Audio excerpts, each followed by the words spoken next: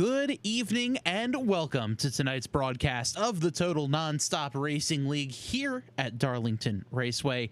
I am Bob Giaquinto. Joining me in the booth, as always, is Joe Nunziata. And Joe, TNR comes to the Lady in Black Darlington Raceway. This is going to be a very, very fun but challenging race for these guys. Yeah, it looks like it's a shorter track, but it's a very odd shape. Yeah, the very awkward oval shaped track where turns 1 and 2 are much wider than turns 3 and 4, which always leads to some interesting racing. Really only a technically 2.5 lane wide racetrack, even though there's so much surface. The track built back in the 1950s. And originally they would race down on what is now considered the apron, and the banking was just there in case they crash so they don't hit the wall. Nowadays they realized, oh, the banking is actually the fastest way around the track, so that's why they're racing up top. And you'll see these guys racing all night long, right up against the wall. And as they say in NASCAR, getting the Darlington stripe, where you're going through the corner and almost using the wall as a way to steady your car and keep you going a little bit quicker throughout the race. So a couple of things to watch out for when it comes to tonight's race. First thing is tires. This is an old surface. It is going to eat up tires quite a bit. Coming down for pit entry as well, that is also going to be difficult, as you know, we'll see here with pit lane as John Canizaro is out there on track. That's pit exit. Going into pit entry is pretty tough as well. It's all the way down to the inside of the track while you're racing there through turns 3 and 4. So it's going to be tough to really get an idea on how to get down into pit road.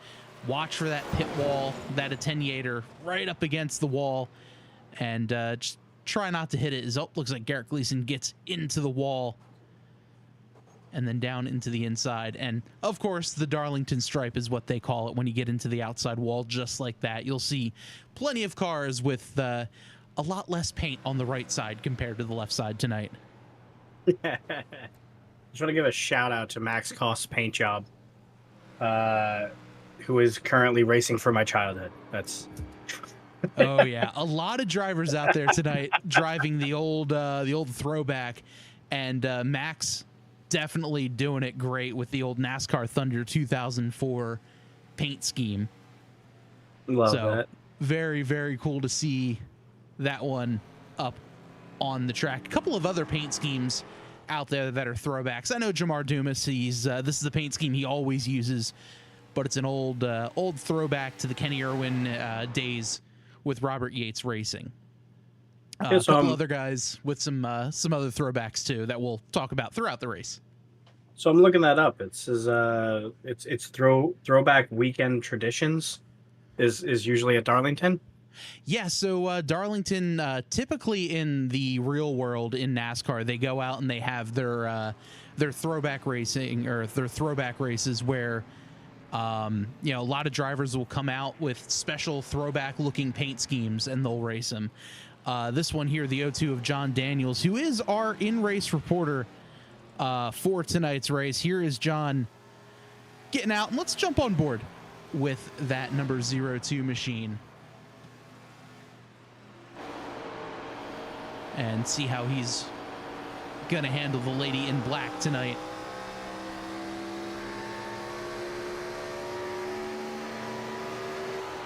Drives off into 1 and 2. You want to get down right to that white line, drift the car up towards the wall, cut back down, get a great run out of the corner.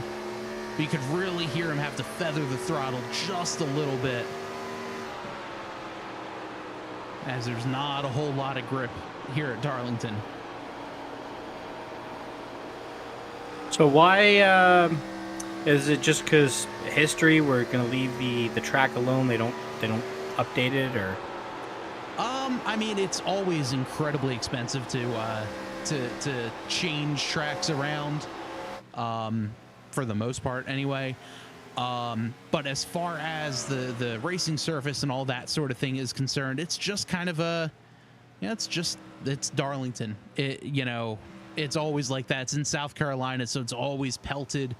It's probably about, a couple of hours away from Myrtle Beach, so pelted with sand, and the way the soil is there too, the whatever asphalt always just wears down a little bit quicker there than some other places. Gotcha. So right now, Anthony DeBarro fastest on track with a 30.3. John Daniels goes P2 with a 34. Philip Scott jumps up to third, 30.48.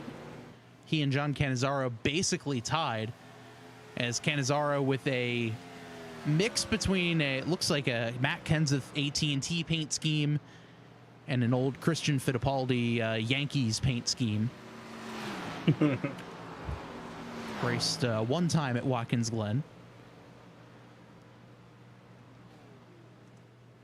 John Daniels there with the old Phoenix Motorsports Mikusuki Gaming throwback.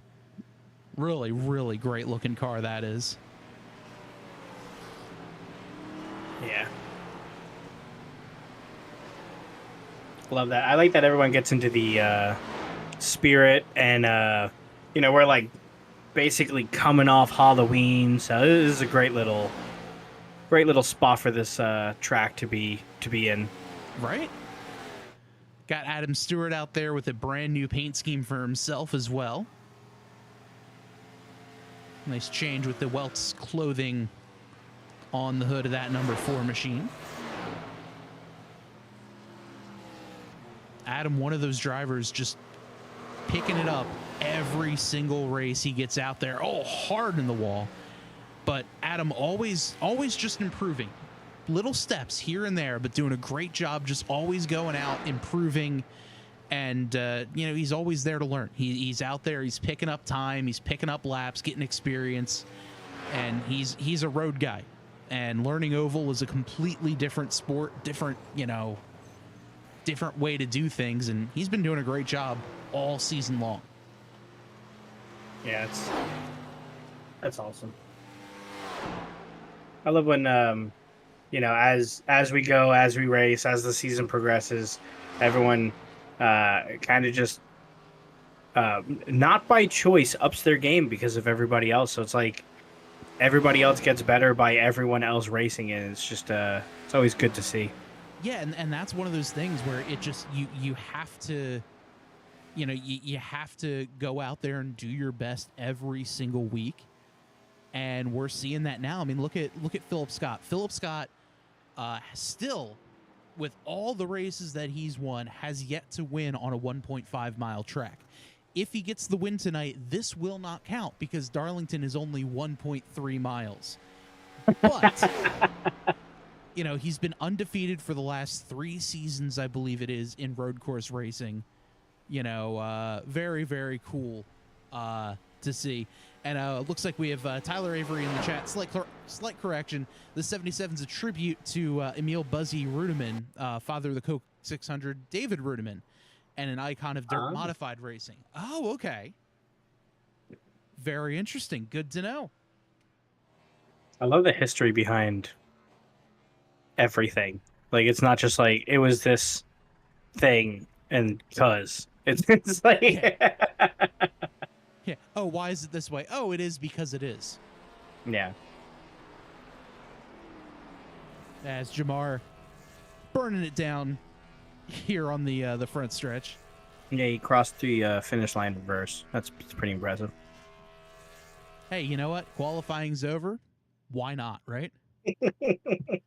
So just like that, Philip Scott is going to claim the pole for tonight's race here at Darlington Raceway. And Joe, let's take a peek here at the starting lineup for tonight's race. On the pole is Philip Scott, who ran a 30.266.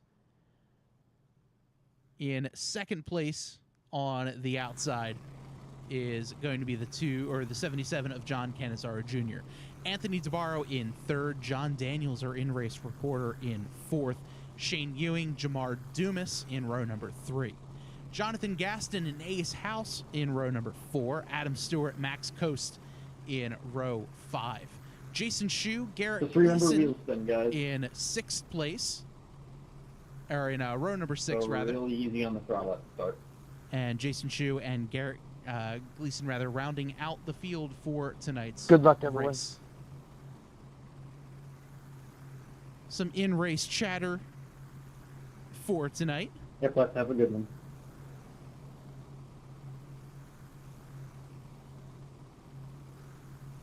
As we'll be sure to get that taken care of.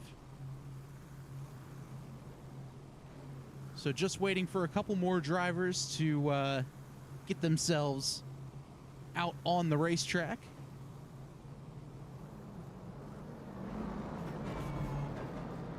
So what is the early expectation of this kind of track? Are we looking at a all bundled up the whole race kind of track, or are we looking at a everything's going to kind of spread out kind of track? It is definitely going to be spread out for today. I think the first couple of laps might be a little bit tight, especially, you know, like we heard the drivers say, cold tires, not going to be a whole lot of grip through the first couple of corners. All we need is, you know, all it takes is one person to kind of dive it in just a little bit too hard as they jump into the corner. They get sideways, collect someone, and around they go. But then again, here in iRacing, it's difficult to really see if we're going to have a caution-filled race because of how wide Darlington is. You could have someone spun out sideways and backwards all the way down by the inside wall, and iRacing isn't going to throw the caution because the car is completely off of the racing surface. So just a couple of different things to keep an eye out for as we get ready. The pace car is off. Field in the hands of the 99 of Philip Scott, waiting to get into the restart zone. Green flag in the air. And we're racing here at Darlington. Philip Scott gets a good jump. Here comes Anthony DeBarro right on his back bumper, trying to squeeze up in front of the O2. And oh, Scott gets sideways. DeBarro into him. Dumas into him. That's and not we've got good. our first yellow of the race. Turn 1, lap 1. Yeah, he took a couple big hits to the engine. Well, at least the engine bay. Yeah, let's take a look here at what exactly happened to Philip Scott.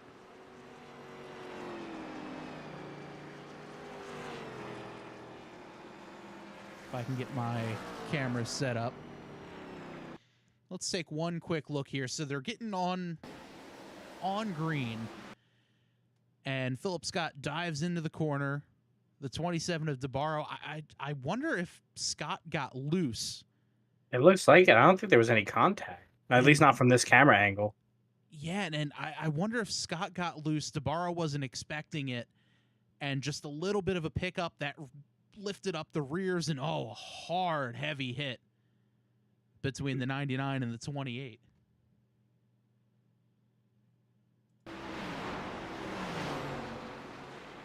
Yeah, I'm not sure if he just got loose with that camera angle. I'm interested to see one more time. Just let's jump on board with the 27 of DeBarro. Let's take a listen to see here what happened. Yeah, I think the 99 just got a little slow, and there was nowhere for DeBarro to go. Yeah. So a tough break there. A couple of drivers heading down pit road. Jamar Dumas looking to get some of that damage fixed. Max Coast there as well. Jason Schue in the Dale Senior throwback. Always love seeing those. I believe that's the 96 Winston All-Star race that he threw back to. The all-chrome reverse paint scheme for Dale Senior. Philip Scott in there, some heavy nose contact.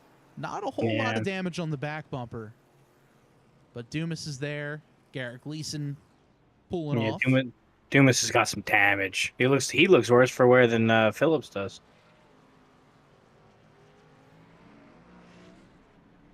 Yeah, not a whole lot of damage on the back, which is a good sign. However, all the important bits are right there in the front. and Dumas is going to be our first car 1 lap down. Plenty of racing to go. 110 laps here tonight at Darlington.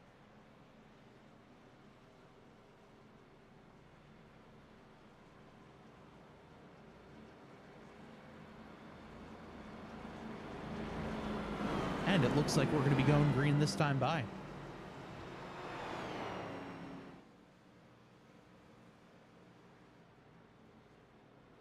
So we'll move DeBarro up to second. Ace House there in fourth. Shane Ewing in third. Shane Ewing, another driver with a throwback. Granted, this is his paint scheme that he's been running all season, but another NASCAR Thunder paint scheme that he's got going.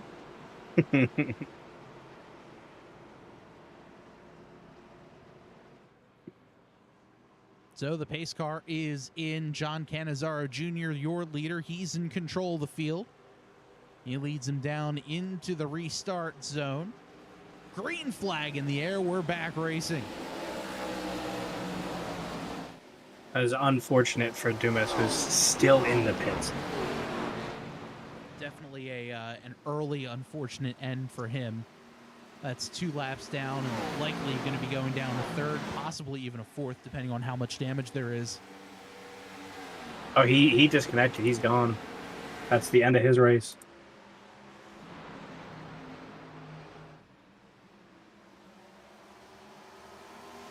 So there's Cannizzaro. He'll lead the first full green flag lap. Shane Ewing hunting in third. That's Ace House in fourth. Daniels back to fifth, and House gets in the wall a little bit. I see what you were talking about.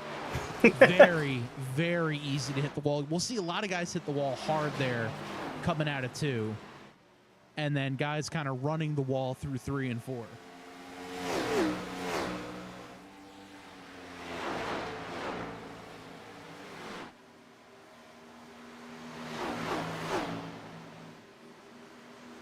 So this is your battle for the lead right now between Cannizzaro, DeBarro, and Ewing. They've opened up about a 2-second gap from Ewing to Daniels. We've got a good fight brewing right now between the 47 and the 72.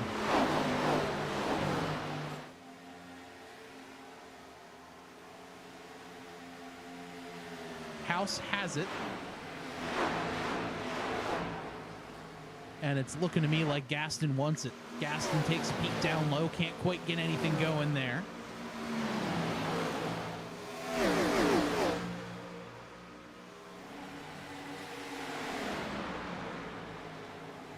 I would not count Scott out as he is moving back up with a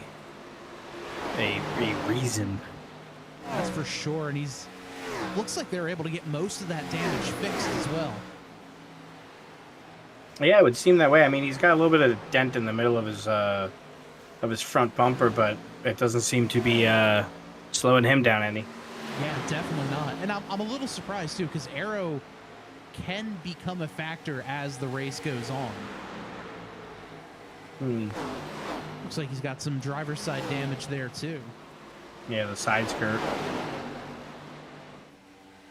But with the way these guys are all fighting, that is really letting guys like Jonathan Daniels, Shane Ewing and company just drive away from the rest of the field. 2.5 second gap now. It looks like, DeBarro and Cannizzaro fighting side by side for the lead. Just a little how do you do?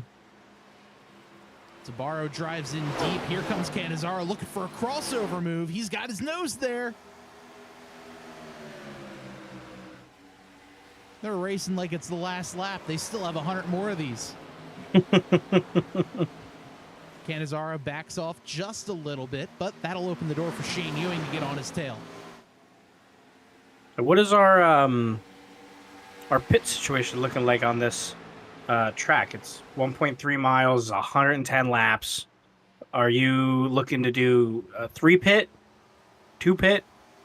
I would venture to say it would be a 2-stop kind of race, so figure maybe lap 40-ish, maybe 45.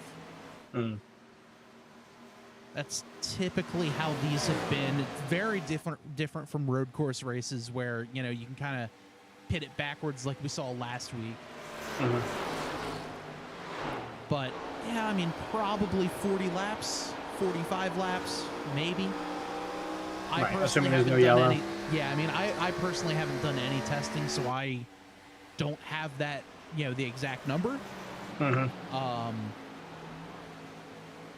But I mean, if I were going to play with the averages, that's where Ewing was in the wall there a few times, and that did slow him down. It looks like he tapped it 3 or 4 times back to back. And that's Daniels. Yep. John Daniels gets in. He's going to slide up in that 0-2 Mikasuki Phoenix Racing throwback. Oh, little sideways there through out of 4.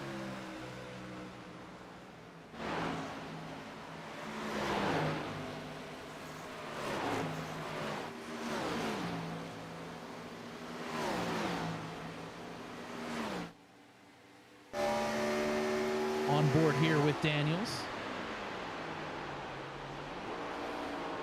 And look at that, fuel saving already. We're 14 laps in, and, you know, if you heard how it just went completely silent, he's clutching into the corners. Let's take one more listen here.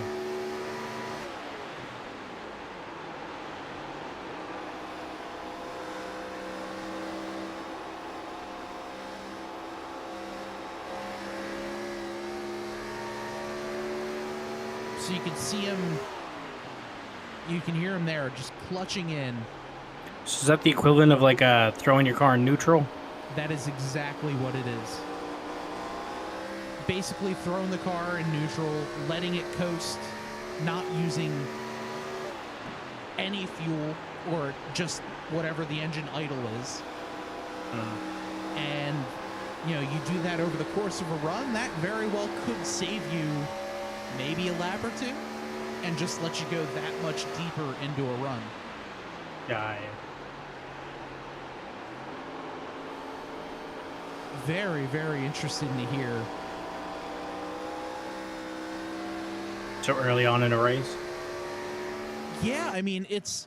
I am a little bit surprised it's this early, but if this race has a clean green feeling to it, might as well do something, save as much as you can, and as the run goes on, try to pick up some time there. Yeah, true. Out front, we've got ourselves a great-looking battle here. Canizara right on the tail of the 27 of DeBarro. Ewing has fallen back about half a second or so behind Daniels. House falling back big time. His House all the way back to 11th and dropping still.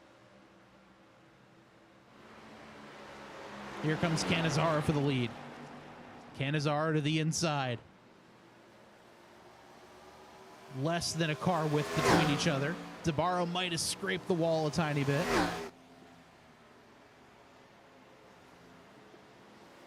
Nothing wrong with a little bit of a scratch paint. That's Darlington. It's a badge of honor getting the Darlington stripe. As long as you don't hit it hard enough to trade sponsor paint, you're fine. Yeah. Yeah, get into it, you know, leave some paint there on the wall, take some paint from the wall. But you don't want to leave your toe link out there. That's too much.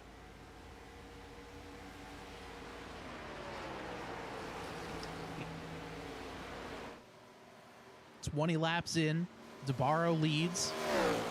Looks like Canizara might be having a little tiny bit of a connection issue. But look at the gap that they've opened across the rest of the field. Yeah. These two have a tendency to do that when they're left alone. Whether it's the Dizzy Motorsports company or just DeBarro, maybe Tim Johnston, they're usually the ones out front, and they're always fighting right alongside Canizara.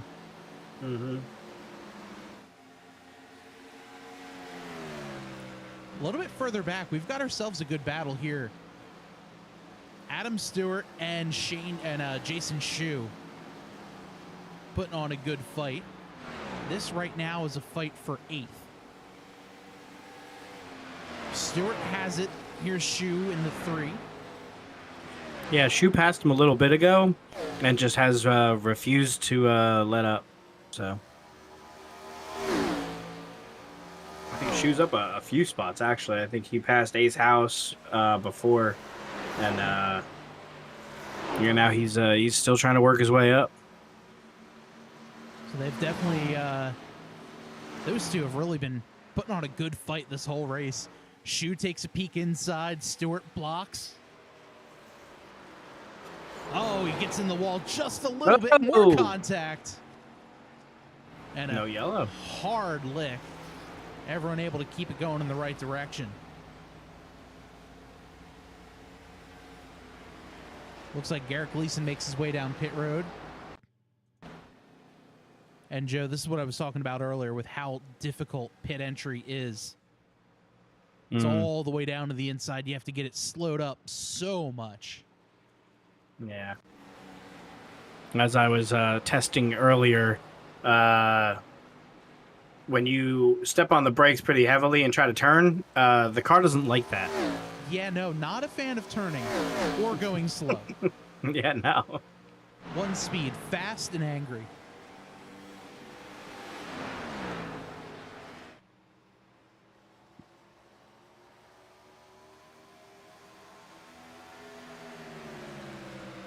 So we're 25 laps into this. Anthony DeBarro is your leader, about 0.3 of a second over Cannizzaro, as you see him sneak into frame.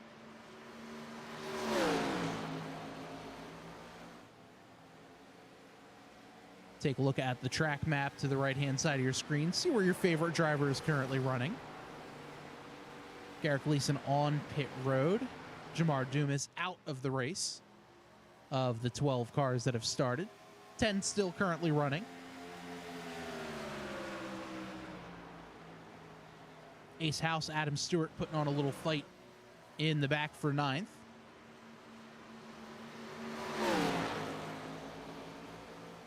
We'll keep an eye on this battle. Let's go over to this fight between House and Stewart.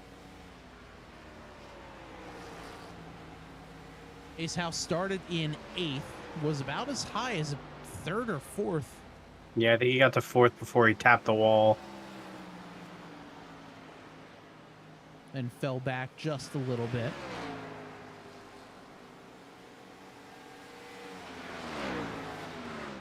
Meanwhile, up front, we've got ourselves a good little fight brewing still between DeBarro and Cannizzaro.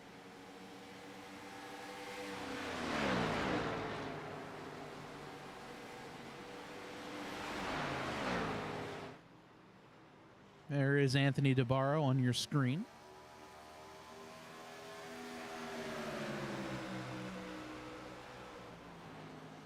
Fighting off the 77 of John Cannizzaro Jr. Both drivers getting real close to that wall, but never actually hitting it. Or at least not yet. Which is arguably the most important part. Yeah. As here comes Cannizzaro trying to take a peek to the inside, not quite able to get to him there. But he's got a bit of a run. Will he be able to do anything with it? Cannizzaro drives in deep, really putting some pressure on the 27.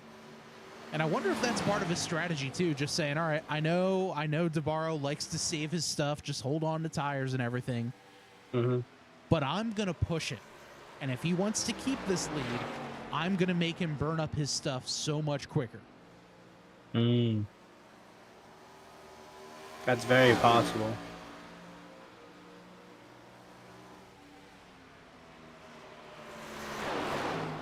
You know, kind of like you're playing one of the old NASCAR Thunder games and press L2 to intimidate. And that's basically what it is. You have to get into the head of the guy behind you and, you know, almost fake throw some moves. You know, stick your nose underneath. You know, maybe try to put in a move, make the driver think you're going to dive bomb him into the corner, get in his head and, you know, almost make him crash himself out. That's what we're, you know, that's what we very well could be seeing here.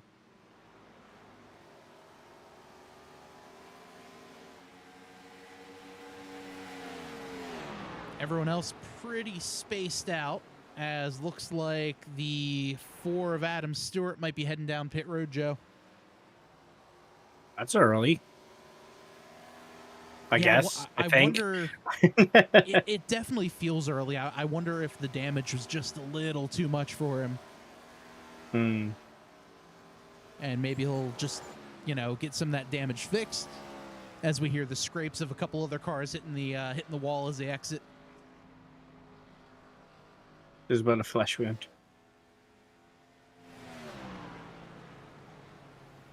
But Joe, as you can see there, heavy damage. Yeah. So they are going to be changing all 4 tires. We'll see if Stewart pulls out or if he's going to sit there for a while to get the damage fixed. Looks like he is. Some heavy left front damage after getting into the wall.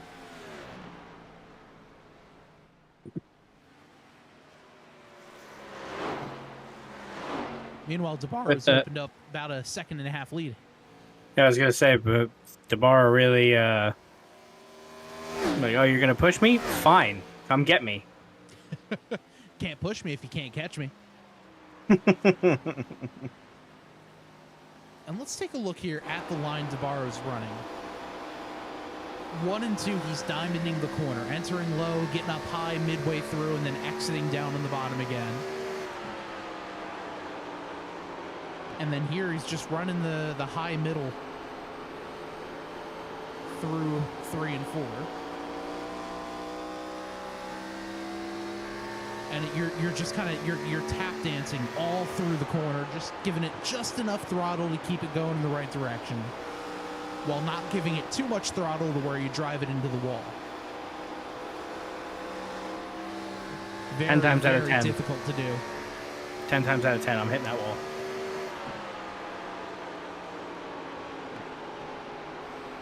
You can give me 100 tries. I might do it right one time. And you can even see here with the driver input, the way he's steering into the corner. It is a little bit backwards with steering to the right, but you kind of get the idea. Oh, looks like pit stops are happening, Joe. Huh, so I guess people are breaking it into 3 stops? Yeah, maybe 35, another 35 gets you to 70, and then a 40-lap run to the finish. That could be interesting. Yeah. I mean, a lot can change with that, but I guess that is a sound strategy. Now, I want to know if DeBarro and company up top pit, because they usually like to stick out a little bit longer than everybody else does. Yeah, I'm interested to see what that choice is going to be. I honestly, I do not know. But I'm still eyeing maybe a lap 40-ish, as we have another taker. Philip Scott brings his number 99 Dodge down pit road. The Ninja Phil designs on the hood. Recently competed on American Ninja Warrior, so he'll have to let us know when the episode is out. Would be fun to do a watch party or something like that on the Tabletop Trio podcast. Definitely.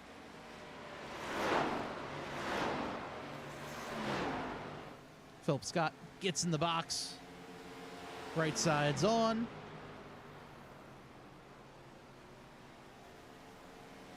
Left side's on. He should be down and away. 14.7 second stop. A good stop there for Philip.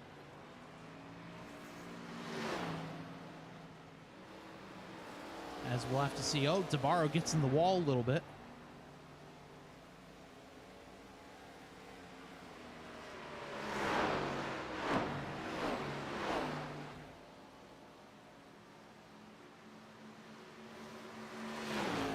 Who hits next? That's the next question. Oh. Gaston. I thought.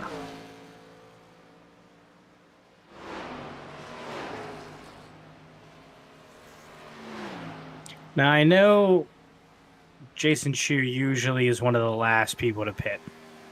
He is. I feel at this point in the season has become notorious for basically being the last one. He gets his 1 or 2 points for leading a lap, and then he goes and pits. So I'm interested to see if other racers that are up there are gonna kind of call him on it and just give him no gas. You know, that could be a strategy. I mean, then again, I mean, look at guys like Daniels. We saw him earlier. Let's jump on board with John Daniels. He has been clutching for 30 laps. And he still is clutching. So if anyone's going to give Schue a run for his lap leading, staying out strategy, that's going to be this guy. I don't think we're going to hit a one-stop race. But crazier things have happened. They only one-stop last week at Watkins Glen. Yeah, it's true. Looks like Jonathan Gaston's still on pit road. Don't know if there was a penalty involved or if he had been getting some damage taken care of.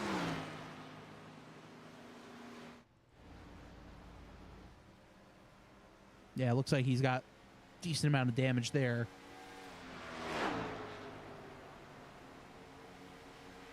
On the right-hand side of his car. DeBarro firmly in lap traffic now. He's got the 63 of cost to get around. Cannizzaro starting to close the gap just a little bit. About 0.6 of a second. Mm-hmm. Cost had already pitted, so these are all going to be drivers faster than DeBarro just based off of tire life.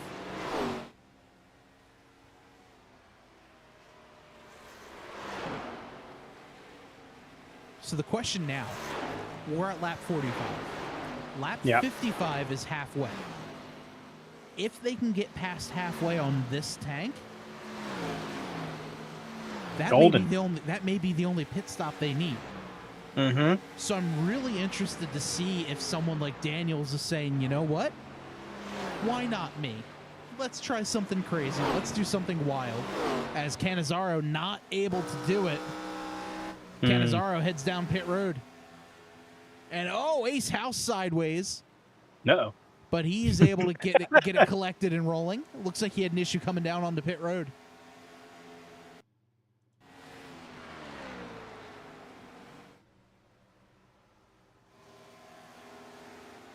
As, House trying to get down to pit road, a little too much rear brake. And that's what sent him around. So Cannizzaro down on pit road. That might have been a strategic play. To come down now? Yeah. Because I can't imagine he burned more gas than DeBarro did. No, and I think with the amount of clutching that Daniels has been doing, he's 10 seconds back. Mm-hmm. But I think clutching in every single lap for 47 laps, that is going to be good to pick up at least a little bit of time. It's gotta. You got to imagine you with that kind of fuel save. Maybe that's his play. Maybe he wants to get to 55, 60 laps. I have no clue. Oh, and by the way, both Daniels and Schue pit on lap 2 during the Philip Scott caution. Right. So they just topped up on they fuel. were able to top off, so they're going to have already 2 more laps than everyone else. As you see the 3 of Jason Schue getting ready to be put a lap down, he just pulls over and says, all right, bud, go for it. There's Schue in the distance.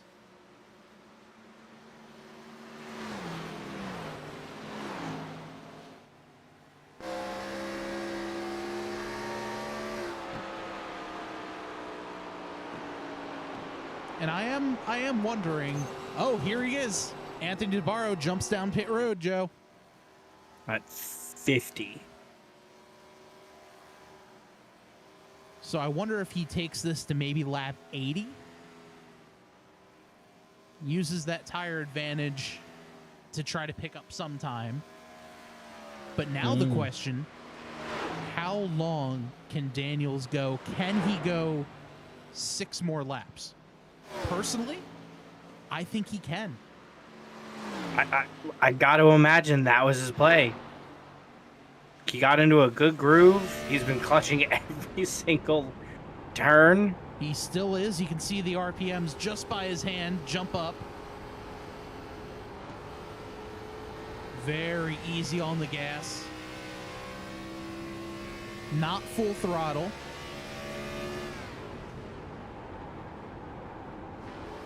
Completely coasting, gets back into the gas.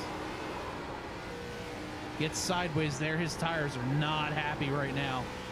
I mean, yeah, I don't blame him. By the way, the Jason Schue sweepstakes, Jason heads down pit road. Ah. So the only car who is yet to pit is the O2 of John Daniels. I mean, he's got to make it. If he's doing a 1 lap, he's got to make it to 55. But I got to imagine that he doesn't want to finish the race with the tires that he's currently on this time with 108 or so laps. So I got to imagine he's going to try to go for more than 55. I feel like he's going to, but it's going to be the question of, you know, how far will he actually be able to go? I'm sure he's going to try to get maybe ballpark with the way he's been coasting in. The tires have pretty much given up the ghost at this point, so maybe 3 or 4 more laps? I'm not entirely sure. Over on YouTube, Ace House says, not a fan of this track. That was some rough stuff. Yeah, Ace, I completely agree. I am not good at Darlington. It's probably one of my worst oval tracks. Not many are good, but... I was going to say, all of my oval tracks are the worst oval tracks. So Cannizzaro gets around Scott and Ewing, but he's got 18 seconds to pick up on Daniels. He should be able to get to him. Just because fresh tires versus, you know, ancient, decrepit tires.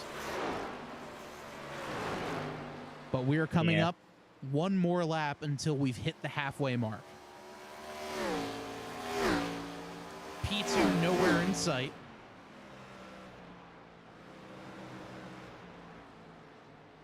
Philip Scott gets around Shane Ewing.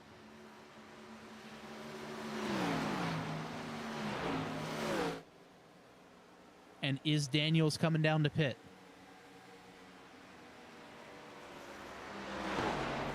Looks like the answer is no, not yet. So real quick, let's see how Philip Scott was able to get around Shane Ewing. There's Scott in the white 99 machine, just gets a good drive out of the corner.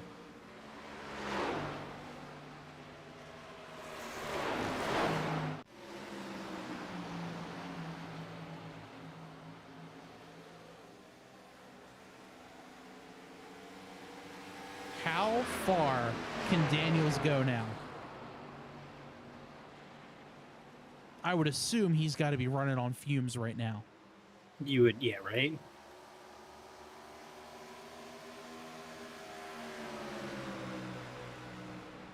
Sitting right now, and I'm sure at this point he's saying, all right, I could use a yellow, because some of the guys that have pitted that are out there, Shane Ewing last pit 22 laps ago. He pit on lap 35. So I'm sure if a yellow comes out, you're getting Shane Ewing to come down pit road. Let's see, Philip Scott pit on lap 37. He'd probably come down pit road. Adam Stewart would come down from lap 30. Jonathan Gaston pit on lap 39. I feel like those guys would all come down and get fresh tires, and that could make things interesting as well. But, I mean, right now, at this moment, Daniels, can pit now and be able to make it the rest of the way. So I think he's just trying to, put some laps in the bank. Yeah, I mean, that being said, Canizaro is catching up quick. Is got to be pitting, right? Yep, as He's we now say low. that, here is the O2 of Daniels making his way onto pit road. Does make it in time.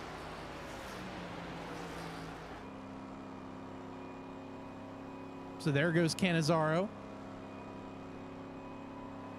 4 seconds back to DeBarro. There goes DeBarro and Scott. Now we'll see where Daniels is going to be able to filter in. Yeah, even if he loses a lap, he's got the freshest tires out of anyone on track right now. Yeah, and by all accounts, everyone else needs to pit again. Yeah. At least once. And I think right now the biggest hindrance to Daniels would be if a yellow flag were to come out. Yes. Yeah, his plan is with a green race is fantastic. If a yellow comes out, it's kind of all out the window. Yeah, because, right now it's between him and Schue for Lucky Dog. Daniels would have it over Schue.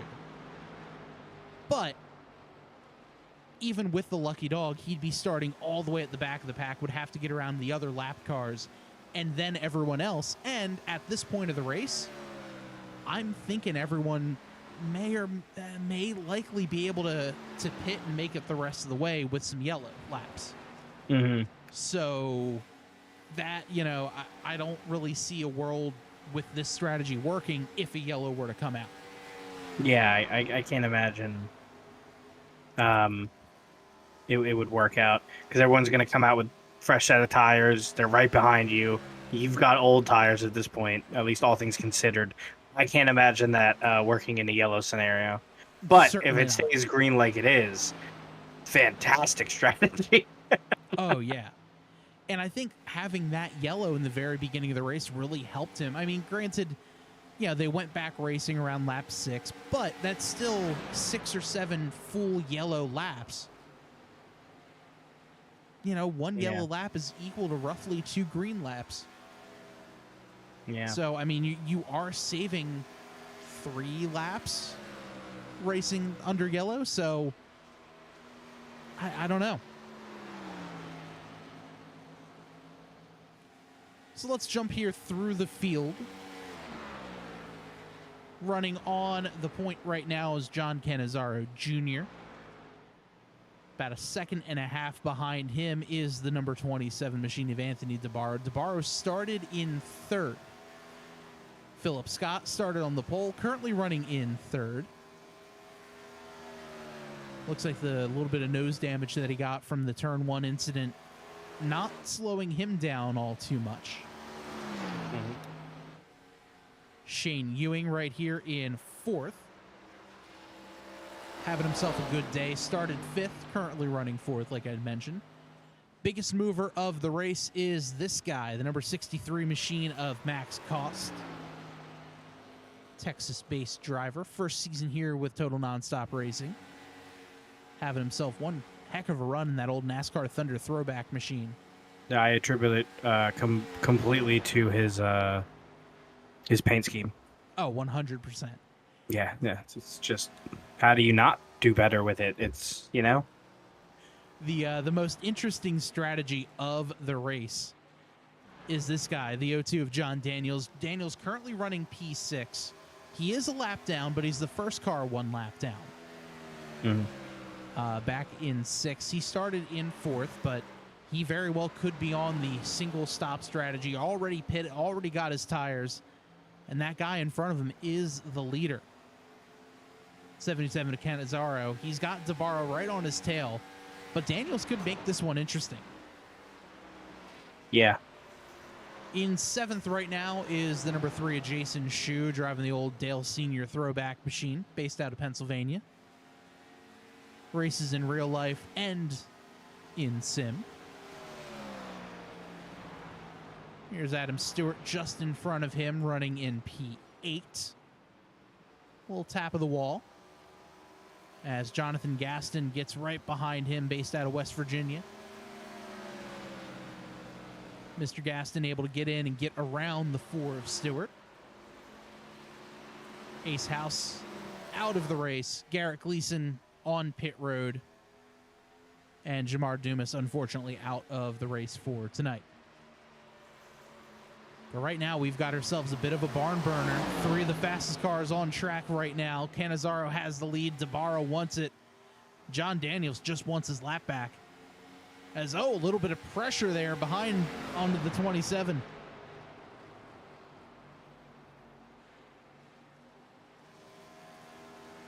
Here comes Daniels. He's going to go down low below the dotted line.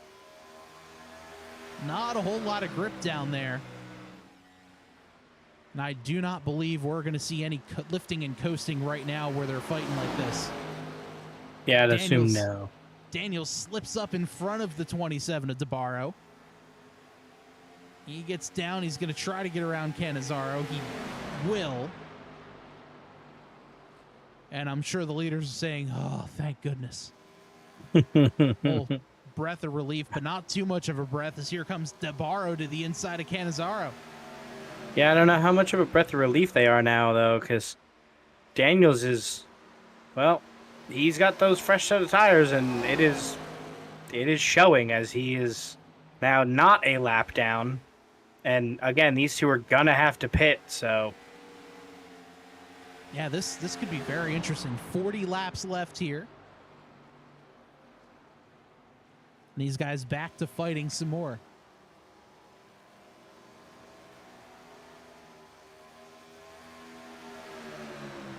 What a battle. And it's been like this for most of the race, where, one guy will jump out to a couple of second lead, then they'll fade back. Other guy will catch up. They'll fight some more, get around each other. One will fade, the other will drive away, and just kind of repeat.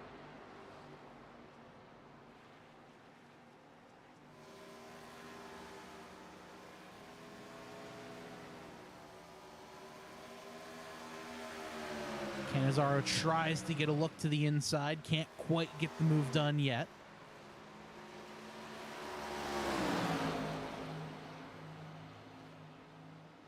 Let us know in the chat who you're cheering for. Who is going to get it done? Will DeBarro hold off? Will Cannizzaro be able to pick up? You think Daniel's one-stop strategy is going to be the answer? Let us know in the comments below. Don't forget to like the video, follow us on Twitch. You can subscribe to us over on YouTube. Make sure to hit the little bell there on the channel as well to let you know whenever we go live or post a new video.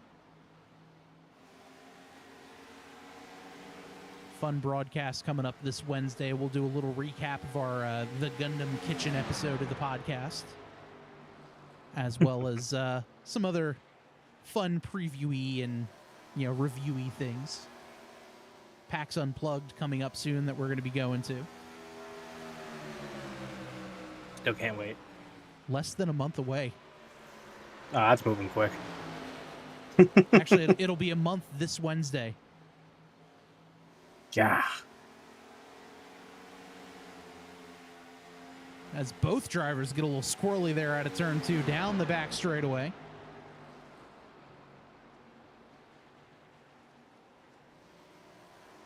Would you consider it irony that the backstretch is called the Boeing backstretch, and there was a crash leading up to the Boeing stretch? Of course there's. Cannizzaro gets in deep. You can see the flames shooting out of the tailpipes. They're side by side, coming up on lap traffic ahead. So since we're on lap 75, I have a fun fact for this racetrack. Let's do it. It was first ever raced in 1950, and they had so many cars on the track that they ran out of room on the track. It had 75 cars. Early days of NASCAR were just unhinged. I mean, there's always the stories, and if you're not a NASCAR fan, and I say the name Jocko Flacco, no one's really going to understand that. But a driver by the name of Tim Flock one time raced with a monkey in his car. and the monkey's name was Jocko Flacco. He was told not to bring him back after the monkey freaked out during one race. Wait, not to bring the monkey back or not to bring the race car back? The monkey. It's worth noting. These racers are just as crazy as the monkey. Yes. So did you also know that the weird racetrack layout style is because there's a pond, or there at least was a pond near the racetrack, and because of that, the construction can only make certain styles fit, and so that's why we're here?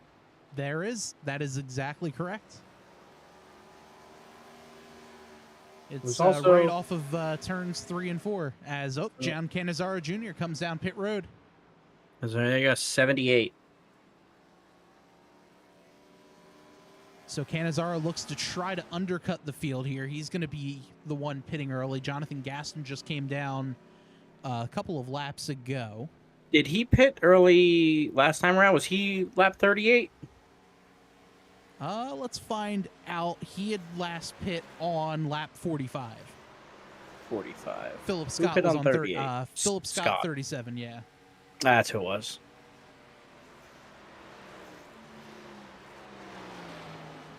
So there is DeBarro. He was last on 49. Don't look now. John Daniels, 3rd place, 25 seconds behind the leader.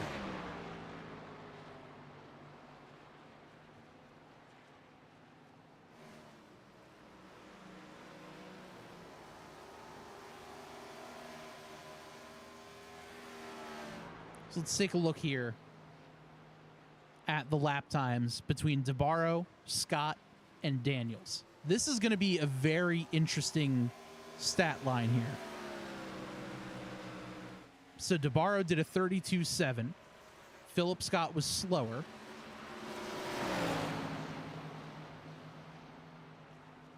And just waiting on Daniels to cross the line. Shane Ewing heads down pit road. And Daniels, last time by, did a 30... Let's see here, a 30.4. So 2 seconds faster. So DeBarro heads down pit road. That'll give the lead over to Philip Scott. Mm-hmm. And now that lead, only 12 seconds.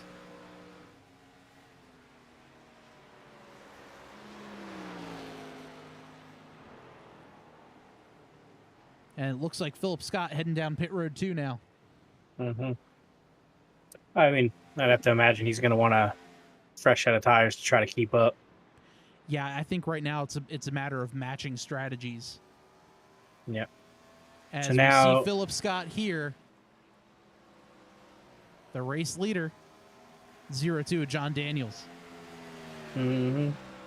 So now the question is, if you look right behind Daniels and Scott, Canizaro is moving quick. Moving quick, 15 seconds, and closing now down to 14 seconds. That's what I mean. He is closing that gap real fast. Is Daniels going to have enough on the tires? He'll have enough on the tank, potentially. Mm-hmm. Will he have enough tire-wise to hold off Canizaro and company? I mean, it's been a lap and a half. I think Canizaro has made up 2 seconds, 2.5 seconds.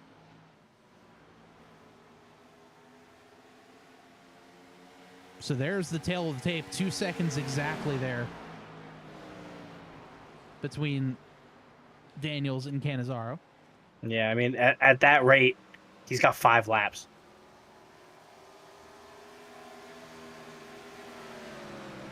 Let's jump on board with the O2. Is he clutching? No. So no clutch needed this time.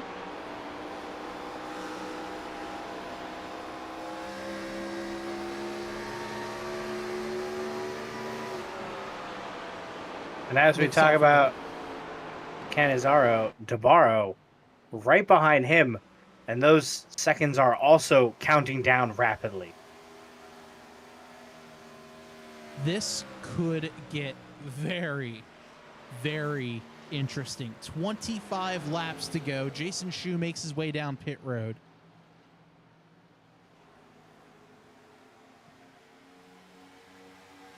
Nine seconds is the gap between the 02 of Daniels and the 77 of Canizaro.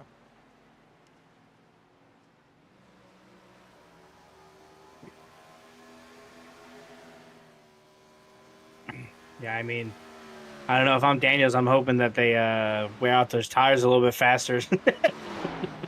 So there goes the 77 of Canizaro, or of Daniels. Here is John Canizaro. Yeah, it looks like it's a long time. Pretty big gap. Yeah, I mean the ticker tells a different story. With 25 to go, that's, I don't know. So that last time by, John Daniels just crosses the start-finish line. He did a 32.6.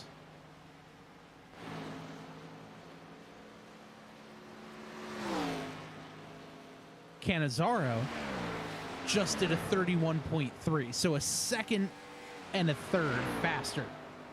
Yeah. Down to 5 3/4 seconds. Yeah, I mean, the only thing that's a benefit here for Daniels is those last laps, 85 and 86.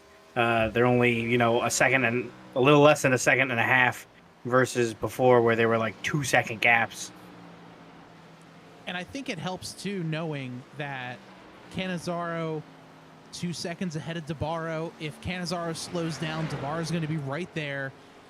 He did also just have to pass a lapped car. Mm-hmm. So that's why it was down to a 1.3 second faster lap. Now he's back to 1.4. Yeah. And then there's just the like that, he's slower. He's under 4 seconds. 3.5 as I say it. So basically a 33 versus a 1.6 second faster lap by Canizaro. Not really a question of if, it's when. And also how. At this rate, it's looking like it's going to be a crazy lap 90. And honestly, can the 77 get around the 02? Because you can catch them all day, every day until the cows come home. But passing is going to be difficult. Yeah. Darlington is notoriously hard to pass. Very difficult to keep side by side. You can try a crossover move. You could try whatever. But it's interesting to note now. DeBarro has split the gap over Canizaro, who originally was about 5 seconds behind Canizaro. Now just a second. And mind you, that yellow car of Shane Ewing, he's a lap down, but he's got fresher tires. Mm-hmm.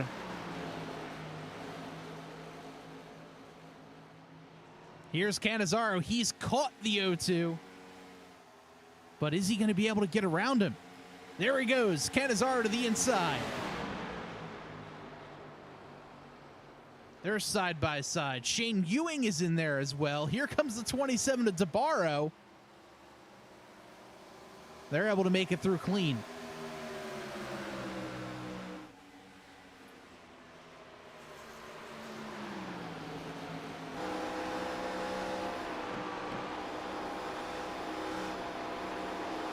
And now if I'm Canizaro, I really want to get the 32 by me.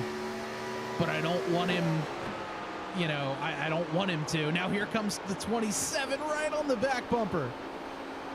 Yeah, there was a little bit of wall contact on there for Canizaro, and that was almost a very different race ending. Now DeBarro drives in deep, getting alongside him. 18 laps remaining. Battle for lead is heating up. Daniels falling back now 2.6, almost 2.7 seconds behind.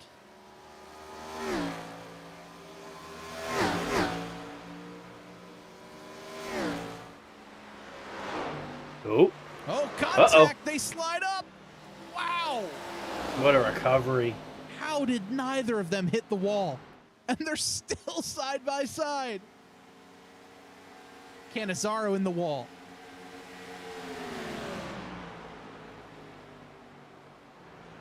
Tabaro not out of the woods yet. Wild Child all over his back bumper. Looks like they got some lap traffic right behind them coming up. And I think at this point in the race, Shane Ewing's just saying, all right, I'm just going to hang out here. I'm the first car one lap down. If there's a yellow, I'm golden. Mm.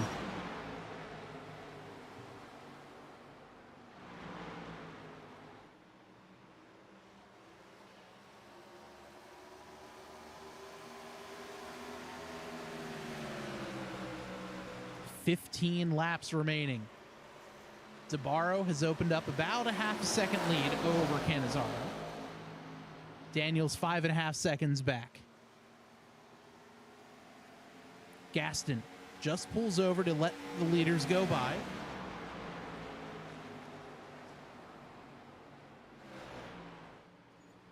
That was going to be my question, is if he was going to play nice, or he does. He just scoots over. Canizaro gets in the wall again. That's going to open the gap up for Tabaro now to a second.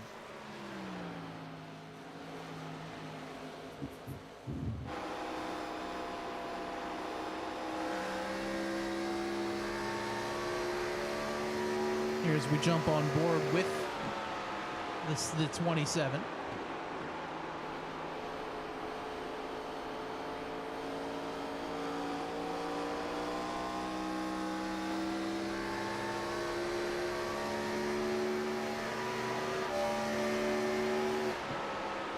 Now here's Canizaro. Gonna have to run some of his best laps of the race. Tabaro about half a second faster the last time through.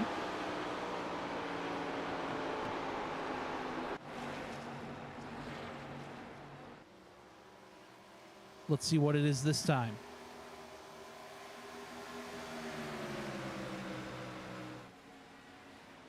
Tabaro picks up 0.2 of a second. Canizaro is still starting to fade a little bit. Yeah, I think Tabaro stays up closer to the top of that wall.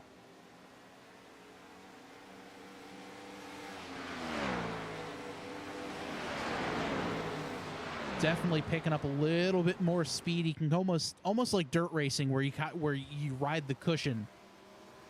That's basically what Tabaro's doing, and it kind of helps him get through the corner a little bit better. I'm going to pretend I understood all of the words you said. Basically just riding up against the wall. It creates a bit of a, the marbles and the rubber and the dirt buildup up top kind of creates maybe a little bit extra banking just to kind of keep the car a little bit quicker. And in dirt racing, they call it riding the cushion.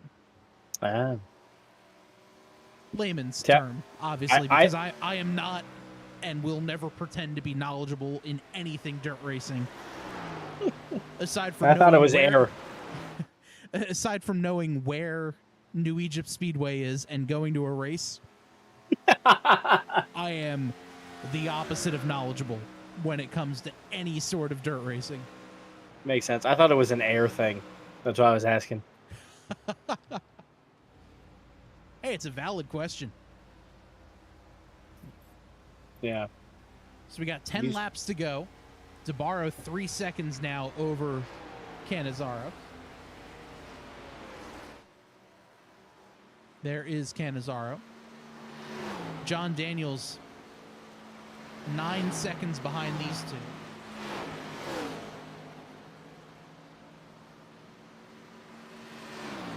And then Philip Scott just about 4 seconds back from them.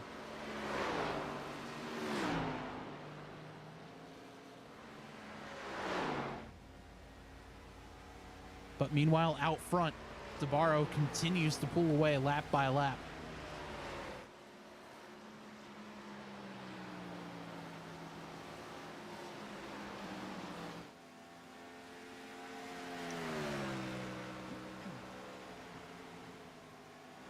that time by. DeBarro almost 4/10 faster than Cannizzaro.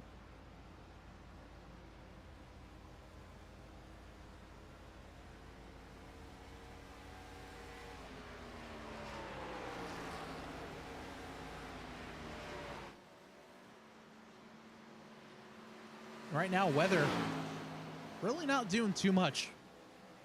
Although, look at that track temp. 122-degree track temp. Yummy. Not a whole lot of grip out there. I mean, they were making it look easy all race with that kind of temperature.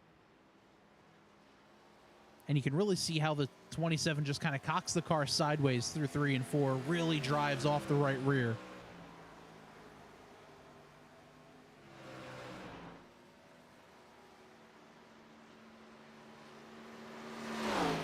Very strong Ponte Carlo, as it says on the front of his car.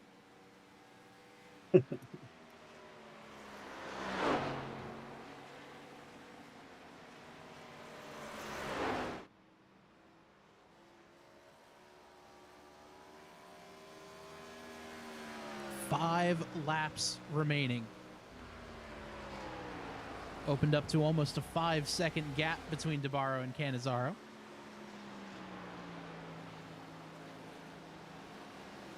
I swear by the end of this race, the amount of times I've mentioned both the 27 and the 77, they just sound like words and sounds. They have no meaning whatsoever. Well, it's been a very clean race out of that first one, first turn one, lap one, yellow. It's been green, clean ever since. So it's, Daniels with it had a great strategy to kind of only pit once instead of twice, and then just kind of ride it out. We'll see if it plays out if he gets a podium finish, because Scott is relatively close to him with 3 to go. Yeah, 3 laps to go. About a second between the 02 and the 99. And talking about pit stops, there is 23 lap difference in tires between Daniels and Philip Scott. Daniels last pit on lap 58, Philip Scott on 81. Did Daniels tap the wall? He just lost a lot of time, and Scott lost nothing. He may have. And dropping, actually, as we talk about it. Yeah, and with 2 laps to go, yeah, I think Daniels is just trying to fight to hold on. Who wants to be interviewed more? That's the question. I wonder if he's clutching again. Is he running out of gas? Let's jump on board. Philip Scott is there. Oh, he gets loose under throttle. Nope, no clutch anymore. White flag in the air. We are going to take a look at the leaders, but first here comes Philip Scott. Scott to the inside. Daniels sideways. Little bit of contact. Philip Scott jumps up in front of the 02. They're going to fight into turn 1. Meanwhile, coming out of turn number 4, Anthony DeBarro is going to win at Darlington. Cannizzaro comes home second. And now here's the fight for third.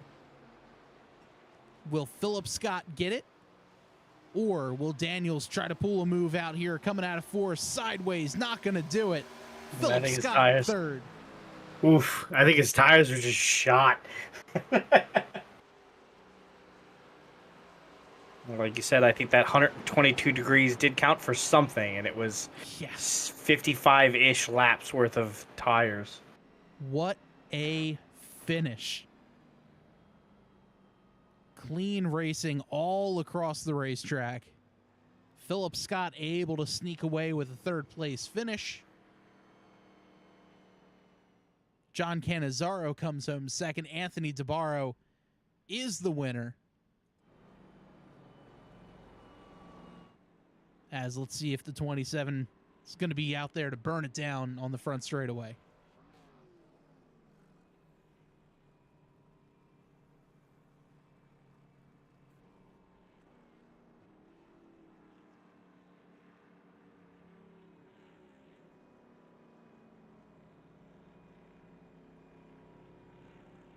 Slowly but surely making his way to the front stretch.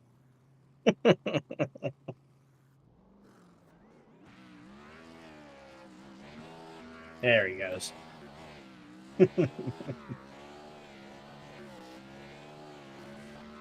So, Anthony Tabara, your winner tonight here at Darlington.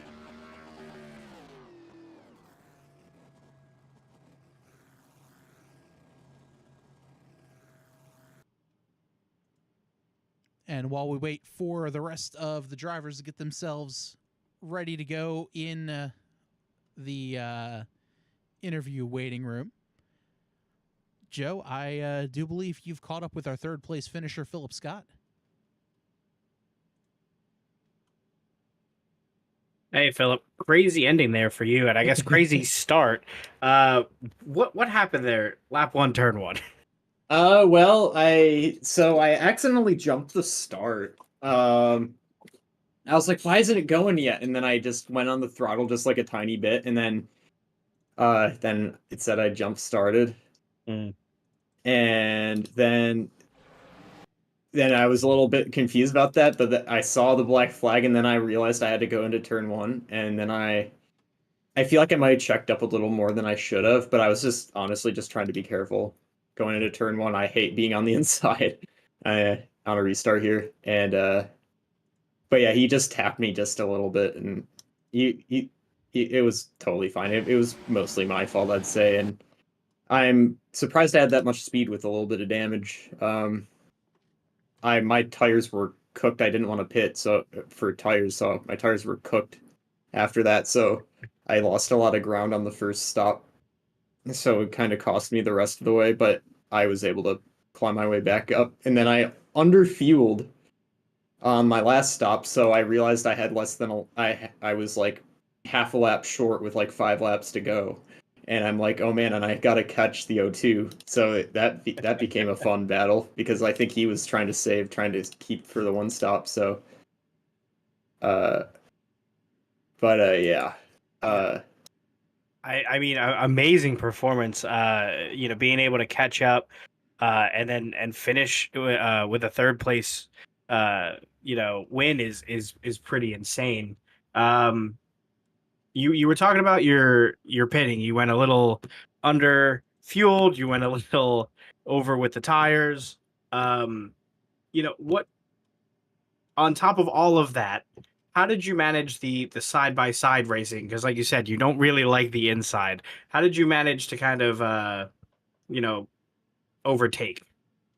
Yeah, honestly, you pretty much had to use the inside. I was on the first start, on like the initial start, the bulk of my passing was either on corner exit with like lap traffic that had older tires, or like I had to set them up out of turn 2, just be patient, or like while I was battling trying to gain position after I was in the back. That's where I kind of wore out my tires a lot, and my tires were already really heated up because I spun around and they were already cooked. So I was like started the race. It was like I started on scuffs, like worn tires anyway, after the spin. So I just had to send it into the corners. I was like diving way deep below like the line and stuff, which you can do here if you do it right. And thankfully it worked most of the time.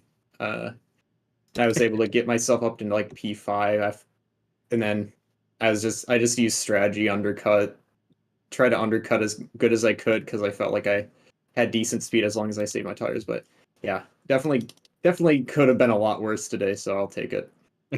Definitely. Do you have any shout outs for us? Yeah, tomorrow obviously is a big day, so go vote. Do your civic duty. Is that it for us? Yep. Awesome. Well, congrats again for the podium finish, and good luck next week. Yep. Thank you. All right, that is Philip Scott, our third place finisher for tonight's race. And I am now joined by our second place finisher, driver of the number 77 machine, John Canizaro Jr. And John, first of all, congrats there on the second place finish. You had one heck of a battle with Anthony there as the laps were winding down.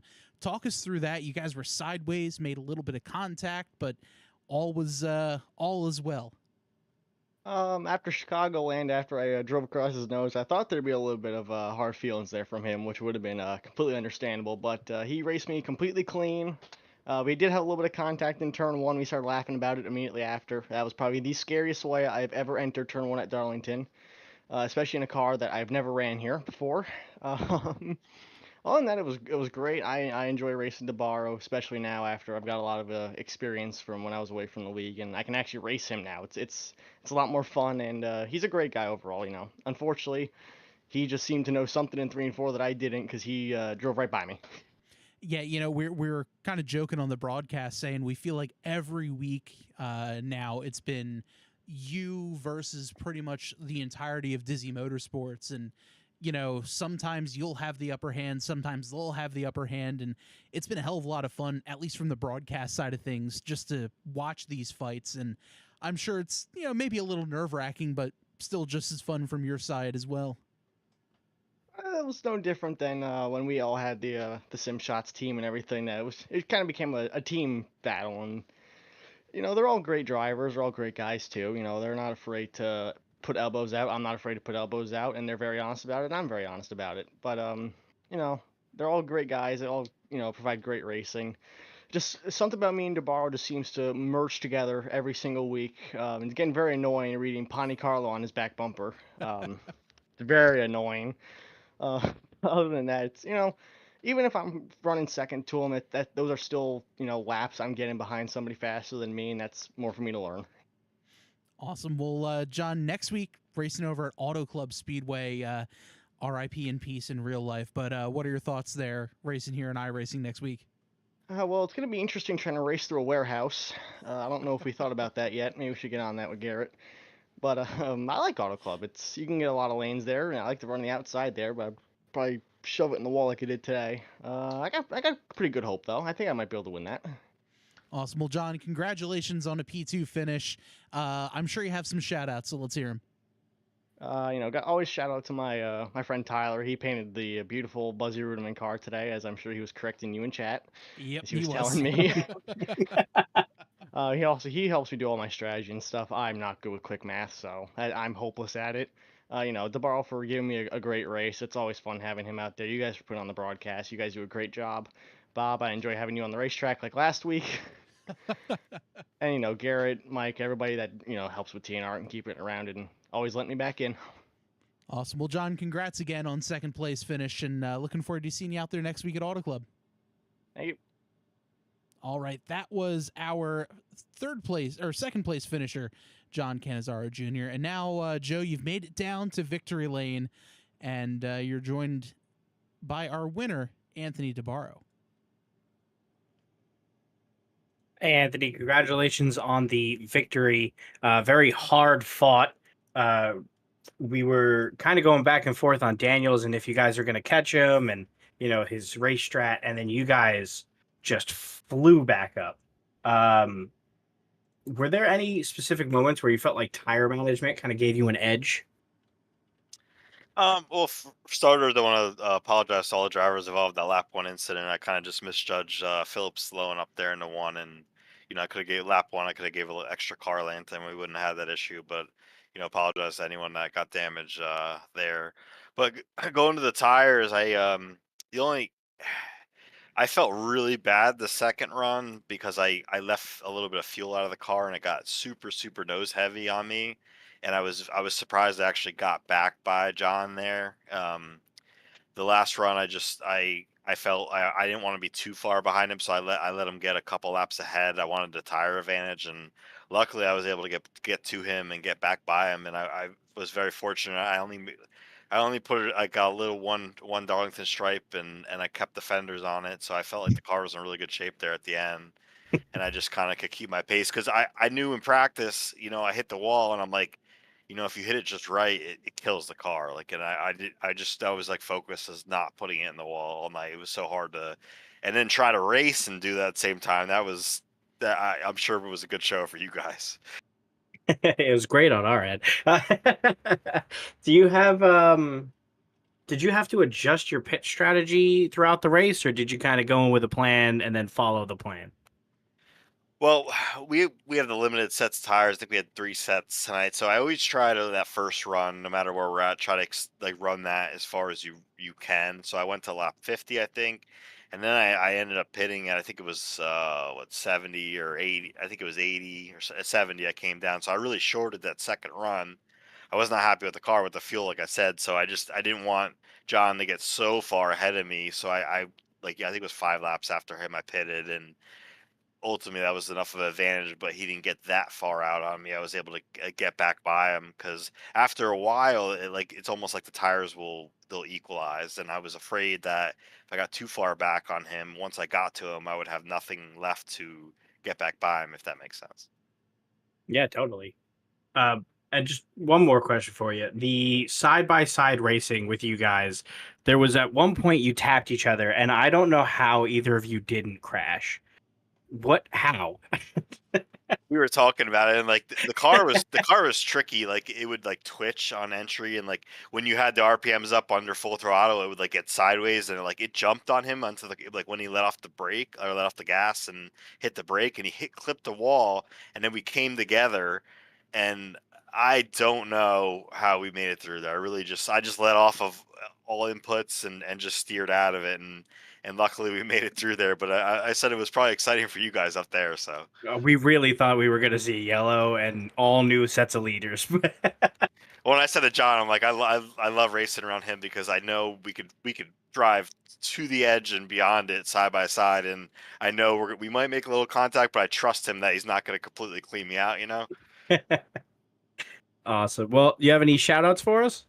Yeah, thank you guys for putting the broadcast on each week for us, and I look forward to going back and watching it and listening to your input, and Garrett and the admins for putting this on for us. We have a good group of guys here in this league, and I really enjoy running these Monday races. It's fun. They're hard fought, and everyone gets along, and we have fun. That's the main thing.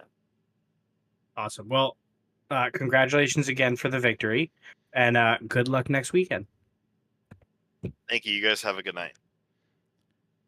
All right, that is Anthony DeBarra, our winner for tonight's race here at Darlington Raceway. Let's take a quick look at the results for tonight's race. Anthony DeBarra is our winner. John Canizaro Jr. comes home in second. Philip Scott third. John Daniels comes home fourth after only pitting once during this race. A fantastic strategy, just came up a little bit short. Shane Ewing comes home in fifth, 1 lap down. Max Cost as well in sixth, 1 lap down. Jason Schue comes home seventh, 2 down. Adam Stewart in eighth, 7 laps down. Jonathan Gaston in ninth. Ace House, Garrett Gleason, and Jamar Dumas round out the field for tonight's race. And Joe, next week, going to Auto Club Speedway, and we saw it there with the Speed Xfinity Series a little while back. A fuel mileage race very well could decide the winner next week. Yeah, totally. I mean, after this week, you never know what's going to happen. That is for sure, and it's going to be a ton of fun. So make sure you tune in right here on YouTube and Twitch, or our website, tabletoptrio.com, to check all of the action next Monday night at 8 o'clock Eastern. Our next broadcast will be this Wednesday night at 8 for the Tabletop Trio podcast. So make sure you tune in on YouTube or Twitch or wherever you find your favorite podcasts. So for one final time, I'm Bob. I'm Joe. Make sure you have yourself a great night. Thanks for watching. We'll talk to you soon.